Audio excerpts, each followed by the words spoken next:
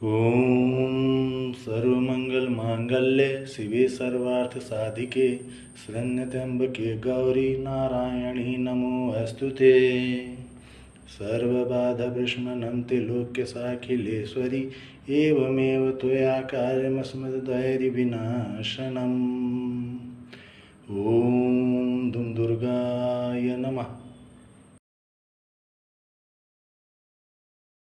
श्री दुर्गा सप्तशती के तीसरे चरण में वर्णित है कि जब महिषासुर की सेना का माता ने वध कर दिया, समस्त सेना का ही वध कर दिया, तब जो सेनापति चिक्षुर था, चिक्षुर ने क्रोध में आकर देवी के ऊपर हमला कर दिया और वो अपने तरह तरह के अस्त्र शस्त्रों के साथ उनसे भिड़ गया। कभी वह धनुष बाण चलाता, कभी भाला चलाता, कभी फरसा चलाता। देवी उनसे युद्ध करते करते अपने शूल के द्वारा चिक्षुर का वध कर दिया। उसके अंत के बाद चामर नामक दैत्य आया। वो अपने हाथी पर चढ़ कर के आया और वो भी भयंकर युद्ध करने लगा देवी से। तभी देवी का सिंह उछला और वो हाथी के मस्तक पर सवार हो गया और चामर के साथ युद्ध लड़ते लड़ते दोनों नीचे की तरफ आ गए। तभी सिंह ने आकाश की तरफ उछाल मारी और जब वह नीचे आया तो चामर का सिर धड़ से अलग कर दिया। देवी का क्रोध दैत्यों पर बढ़ता जा रहा था। जब उदग्र नामक दैत्य युद्ध करने के लिए आया तो देवी ने उसे गदा से मार डाला, वास्कल को भिंदीपाल से मार डाला और बिडाल नामक दैत्य का सर तलवार से अलग कर दिया। ऐसे ही महाहनु, असलोमा जैसे कई दैत्य आए, सबका देवी ने वध कर दिया। जब महिषासुर ने अपने सभी सेना नायकों को देखा कि वह मर चुके हैं, तब वह क्रोध से भर गया और उसने भैंसे का रूप धारण कर देवी की तरफ बढ़ा और देवी के गण जो युद्ध में शंखनाद कर रहे थे, घंटा ध्वनि बजा रहे थे और युद्ध लड़ रहे थे, उन सभी के ऊपर उसने हमला कर दिया।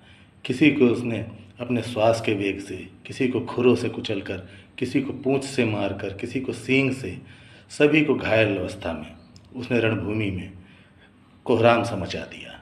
बहुत ही भयंकर तरीके से उसने ऐसा उत्पात मचाया कि मेघ, बादल जो है वो फटने लगे, समुद्र अपनी जगह से हिलने लगा, पर्वतों को उखाड़ उखाड़ कर वह देवी के ऊपर और गणों के ऊपर फेंकने लगा। देवी उसके पर्वतों को, फेंके गए पर्वतों को अपने अस्त्र से नष्ट करती जा रही थी और उनका क्रोध बढ़ता जा रहा था। तब देवी ने पास फेंक कर महिषासुर को गर्दन को जकड़ लिया। जैसे ही महिषासुर की गर्दन को जकड़ा देवी ने, उसने वो भैंसे का रूप त्याग दिया और वह दैत्य रूप में आ गया। जब वो दैत्य रूप में आया तब देवी ने उसकी गर्दन को काटना चाहा, तो इससे ही तुरंत उसने हाथी का रूप धारण कर लिया और उत्पात मचाने लगा और अपनी सूंड से माता के सिंह को खींचने लगा। तब देवी ने अपनी तलवार से उसकी सूंड को काट दिया। उसकी सूंड को काटने के बाद वह फिर तरह तरह के अन्य रूपों में परिवर्तित होने लगा और एक बार फिर से भैंसे के रूप में आकर उसने उत्पात मचाना शुरू कर दिया। उसकी गर्जना से समस्त लोग पीड़ा से भर उठी थी। तभी माता हंसने लगी जोर जोर से और हाथ में शहद का प्याला लेकर शहद पीते हुए मुस्कुराई और बोली, हे मूढ़, तू जितना गर्जना है गर्ज ले, अब तेरी मृत्यु निकट है। अब जब मैं तुझे मृत्यु दूंगी तब ये सभी देवता हंसेंगे। इतना कहकर देवी ने महिषासुर के ऊपर छलांग लगाई और उसके सीने पर चढ़ बैठी। देवी के पैर से दबा होने के बाद भी वह दैत्य अपने मुख से दूसरे रूप में बाहर निकलने का प्रयास करने लगा।